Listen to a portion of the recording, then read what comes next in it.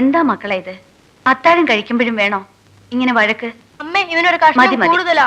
മോന് വേണ്ടത് അമ്മ തരില്ലേ? ദാ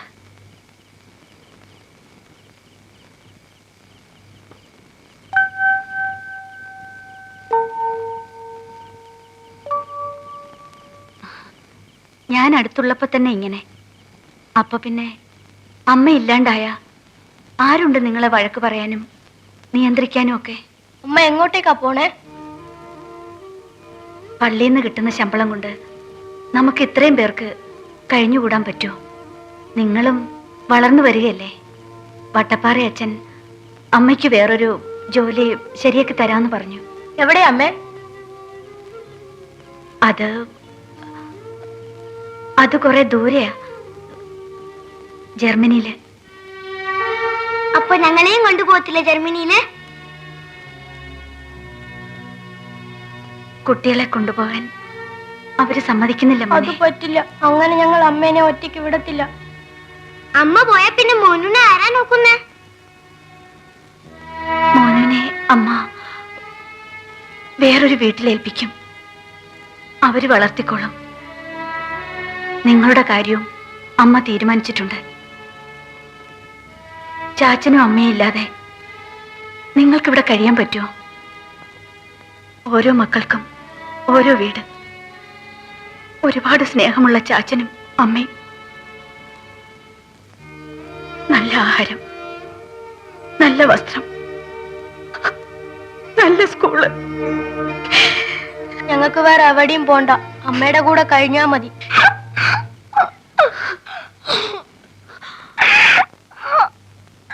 മീനു,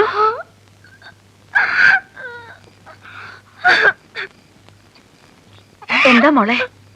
അമ്മ എന്തിനാ ഞങ്ങളുടെ നോണ്ട പറയുന്നേ? ജർമ്മനി പോവാന്നൊക്കെ സുഖമില്ലാത്തോണ്ടല്ലേ? അമ്മ മരിച്ചു പോവെന്ന് വിചാരിച്ചിട്ടല്ലേ?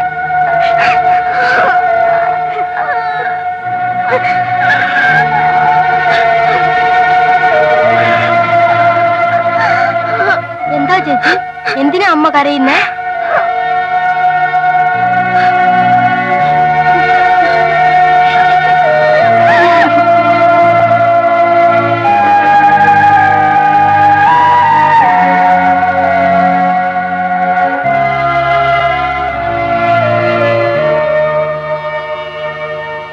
ഡോക്ടറല്ലേ ഇതൊക്കെ പറഞ്ഞത്, ദൈവമല്ലല്ലോ.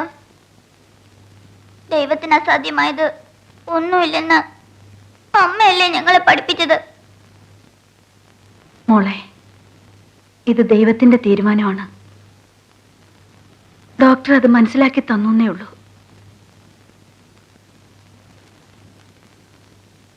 അമ്മ പോയാല് അമ്മയുടെ ആത്മാവ് നിങ്ങളെ ഓർത്ത് വിഷമിക്കരുത്. പള്ളിയിലും മഠത്തിലും ഒക്കെ വളർന്ന അമ്മയ്ക്ക് ഇപ്പോഴും വിശ്വാസം ഇല്ലല്ലേ? ഞാനും പിള്ളേരും ഈശോയോട് ഒരുപാട് കരഞ്ഞു പറഞ്ഞു. മനസ്സോർന്ന് പറഞ്ഞ ഈശോ കേൾക്കും. എനിക്കറിയാം എന്റെ അമ്മയ്ക്ക് ഒന്നും വരില്ല.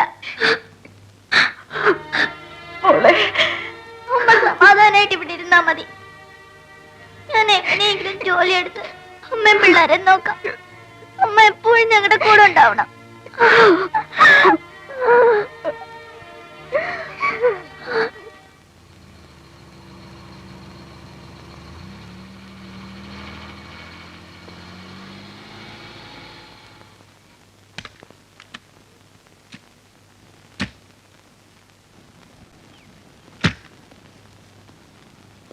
ആളാരാണെന്ന് മനസ്സിലായല്ലോ അല്ലേ? I M doctor David. ഇത് വൈഫാണ് മിനി. അകത്തേക്കിരിക്കാം. വരൂ. വരൂ.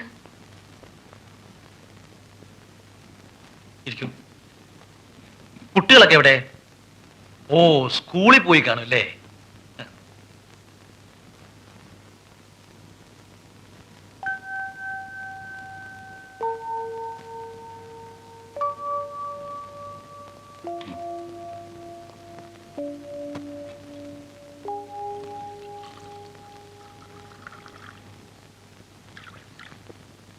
അനി, അവർക്കിപ്പോ കാപ്പിയും ചായയും ഒന്നുമല്ല ആവശ്യം. കാര്യങ്ങളൊക്കെ ഒന്ന് സംസാരിക്കുക, പിന്നെ മോനുകുട്ടിനെ ഒന്ന് കാണുക.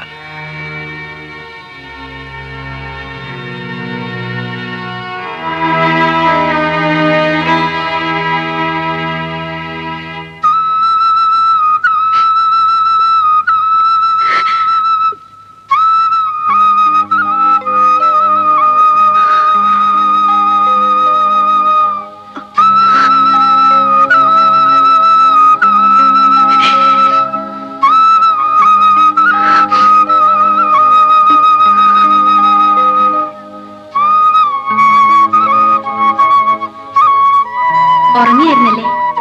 വാ മോനെ, പതുക്കെ പതുക്കെ.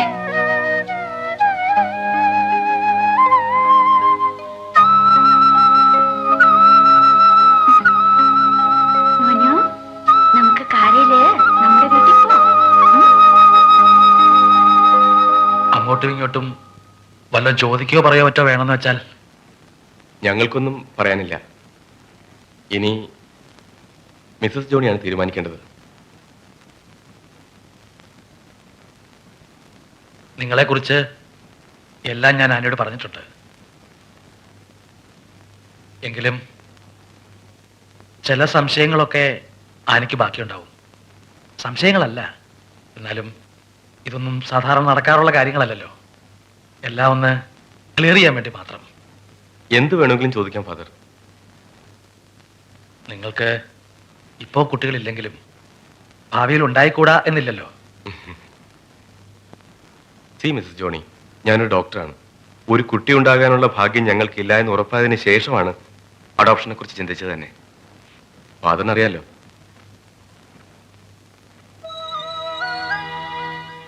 അതുകൊണ്ട് മാത്രം കുട്ടിയുടെ സേഫ്റ്റി ആയില്ലല്ലോ. ഞങ്ങൾ അതും ആലോചിച്ചു. എനിക്ക് കുടുംബ സ്വത്തായി കിട്ടിയ ഒരു എസ്റ്റേറ്റ് ഉണ്ട് വയനാട്ടിൽ. അതിന്റെ പകുതി കുട്ടിയുടെ പേർക്ക് ഇഷ്ടദാനം എഴുതി വച്ചിട്ട് അവനെ ഞങ്ങൾ ഇവിടുന്ന് കൊണ്ടുപോകും. അഡോപ്റ്റ് ചെയ്താൽ പിന്നെ അവൻ എന്റെ സ്വന്തം മകനല്ലേ.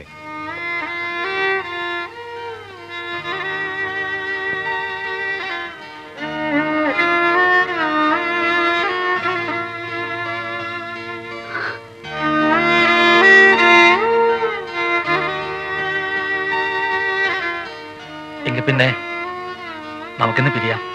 അടുത്ത തിങ്കളാഴ്ച. അങ്ങനെയല്ലേ ഡോക്ടർ പറഞ്ഞത്? ജോണി, എന്നോട് പൊറുക്കണേ.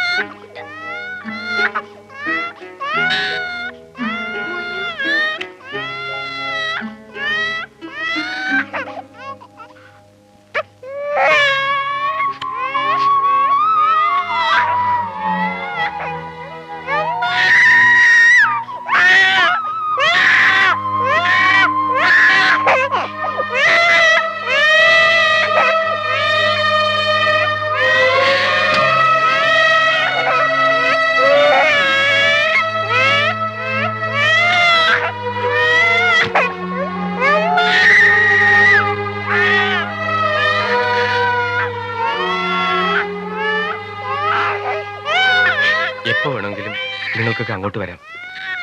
മോനെ കാണണമെന്ന് തോന്നുമ്പോ ഒരു കത്തിട്ടാ മതി. ഞങ്ങൾ ഇങ്ങോട്ടും വരാം.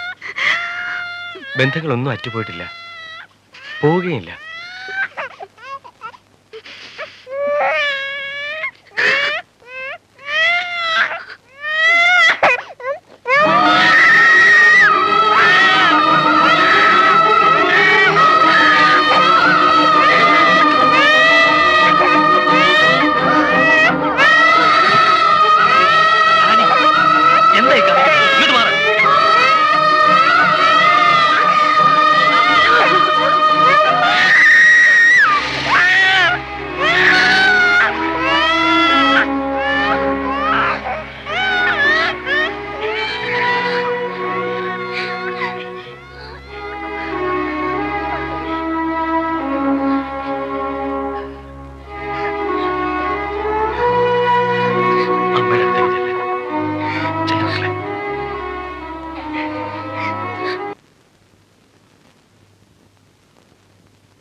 എന്റെ ഗീവറിസ് പുണ്യാളച്ചോ, ഒരെണ്ണെന്നും പറഞ്ഞ് ഇവിടെ വന്നപ്പോ തനിക്ക് താമൂന്ന് 2 ആമ്പറന്നോന്മാര്, അതിലൊന്ന് ചട്ടനും.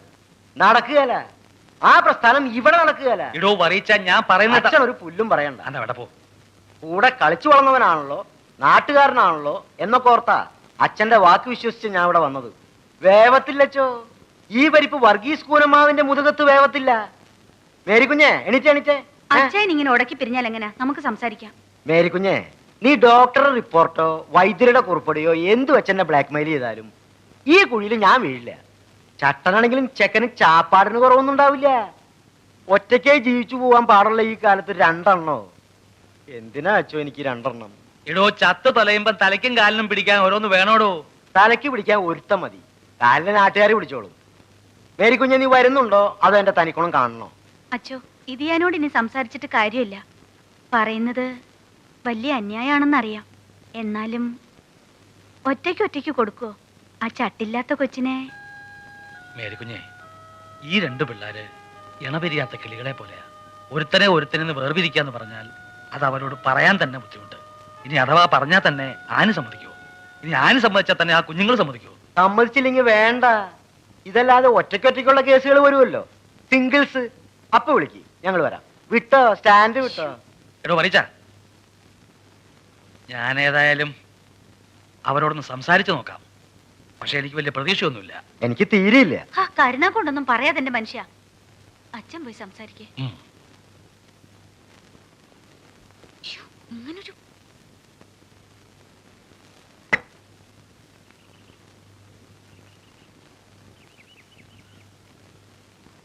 ഞാൻ അവരോട് ഇത്തിരി സംസാരിച്ചിരിക്കുകയായിരുന്നു. എൻ്റെ ഒരു പഴയ ചങ്ങാതിയാ. അവർക്ക് കുട്ടികളെ കാണണ്ടേ? കാണണം. പക്ഷെ അതിനു മുമ്പ് എനിക്ക് ആനയോട് കുറിച്ച് സംസാരിക്കാനുണ്ട്. ഒന്ന് വരൂ.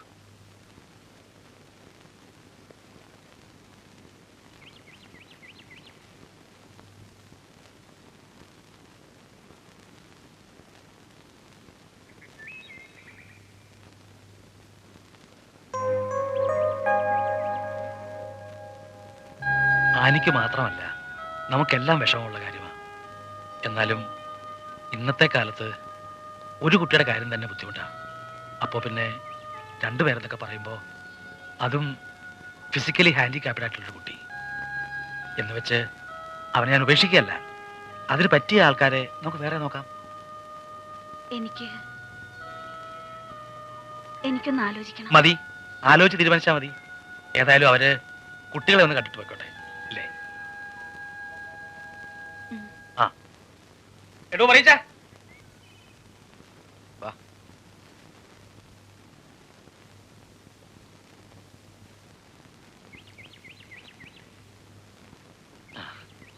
ഇത് വർഗീസ് കൂനമ്മാവിൽ, മേരിക്കുഞ്ഞ്. അറിയാമല്ലോ? അറിയാം, ആനി. ആന്റിക്കും അങ്കിളിനും ഗുഡ് മോർണിംഗ് പറയൂ. Good morning anti. Good morning uncle. Very good morning. മക്കളുടെ പേരെന്തൊക്കെയാ? ഞാൻ റോണി, ഇവൻ ടോണി.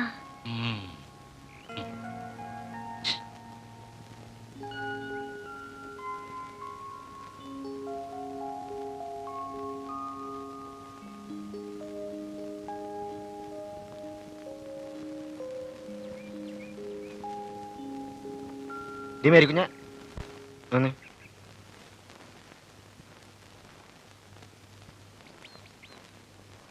ചട്ടം മാത്രം മിണ്ടുന്നുള്ളല്ലോ. ഇനി മറ്റോ വല്ല പൊട്ടണോ മറ്റോ ആണോ? നിങ്ങളൊന്നും മിണ്ടാതിരി.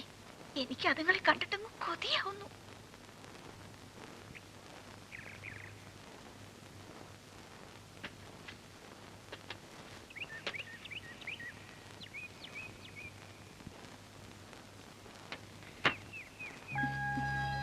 മോനെ